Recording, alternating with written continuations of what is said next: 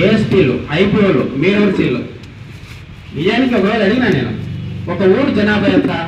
మా ఊరి దగ్గర అంటే ఆదోని రెవెన్యూ డివిజన్లో, ఆదోని మండలంలో ఒక ఊరు ఉంది. ఆ ఊరు జనాభా 400, సదాపురం గ్రామ పంచాయతీ. 400 మందిలో ఓటర్లు ఎంతమంది ఉన్నారు? దాంట్లో 230 మంది ఉన్నారు. ఎన్ని కుటుంబాలు ఉన్నాయి?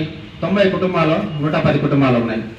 ఆర్పీఎల్లో 200 చేసినారు. ఎట్లా చేసినారా? ఏముంది అది అంటే అది చెప్పడం మొదలు పెట్టినారు. ఆయన పిలిచిన వాళ్ళందరినీ, సార్ భయపడి నా ఫ్రెండ్ పేరు మీద, నా చెల్లెల పేరు మీద, మా అక్క పేరు మీద, మా నాయన పేరు మీద, చచ్చిపోయిన నాయన పేరు మీద, బతికిన నాయన పేరు మీద, ఏడా ఇవన్నీ టార్గెట్లు.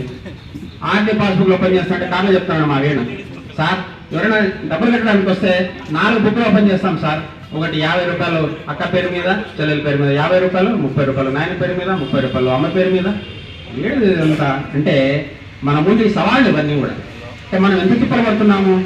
లేక లేక మనం ఎంబీఏలు చదివి, డిగ్రీలు చదివి, పీజీలు చదివి, బీటెక్లు చేసి, నేను పోస్ట్ ఆఫీస్కి వెళితే బీహార్ నుంచి వచ్చినాడు ఒకతను. ఏం చదివినాడు అంటే బీటెక్ సార్ అన్నాడు. ఇందాక మా సార్ పిలిచినాడు, లేదా సార్ అప్పుడు వచ్చాడు ఇందాక, ఏమైనా గల్లగల్ల పుల షర్ట్ వేసినావు అని చెప్పేసి. అప్పుడు బీటెక్ చేసి పైన ఎస్పీ ఆఫీస్లో పనిచేస్తా ఉన్నాడు.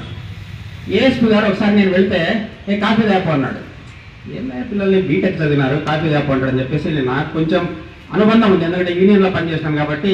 ఏఎస్పీ ఉన్నప్పుడు ఆయనతోనే అన్నా, కాదండి నీకు నాకు చదవలేదు. సరే నేను ఇంటర్ అయిపోయి బయటకు వచ్చి డిగ్రీ చేసిన, పీజీ చేసిన, ఎల్ఎల్బీ చేసిన, ఎల్ఎల్ఎం చేసిన, సరే ఒక స్థాయిలో ఉన్నాం. మనం అది కూడా చదవలేదు, నీకు బీటెక్ అంటే కూడా తెలియదు. వాడిని తీసుకుపోయి కాఫీ తెమ్మని చెప్పడం ఏమన్నా ధర్మం ఉందా నీకేమన్నా?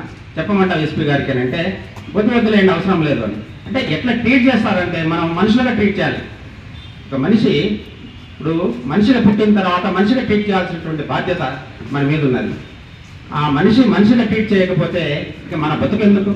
ఒక కాలువ పోతూ ఉంటుంది, అది కాలువ పోతుందని మనం అనుకుంటాం, కానీ అది పంట పొలాలకు మనిషి తాగడానికి నీళ్ళు ఇవ్వకపోతే ఆ నది బ్రతుకు, ఆ పారే చెలయని బ్రతుకెందుకని ఈ బ్రతుకుల్లో మనం ఎంత బీటెకలు చదివిన పిల్లలు కూడా ఎంత ఆత్మ గౌరవాన్ని చంపుకొని బతుకుతున్నారంటే అలాంటి పరిస్థితి.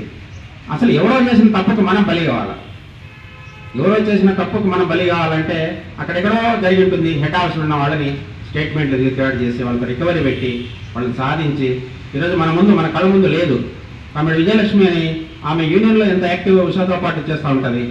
ఆమెని 1 year to 4 months ఈ పెన్షన్ రిటైర్ అయిన తర్వాత వచ్చేటువంటి డబ్బులు ఇవ్వకుండా, లీవ్ ఎంకాష్మెంట్ ఇవ్వకుండా సతాయించినారు. ఏమయ్యా జరిగింది అంటే అది ఇంతకుముందు చెప్పినట్లు చిన్న తప్పు కూడా బలి చేసేటువంటి పరిస్థితి. మరి ఇవన్నీ కూడా మనం కళ్ళ ముందు కనిపిస్తుంది.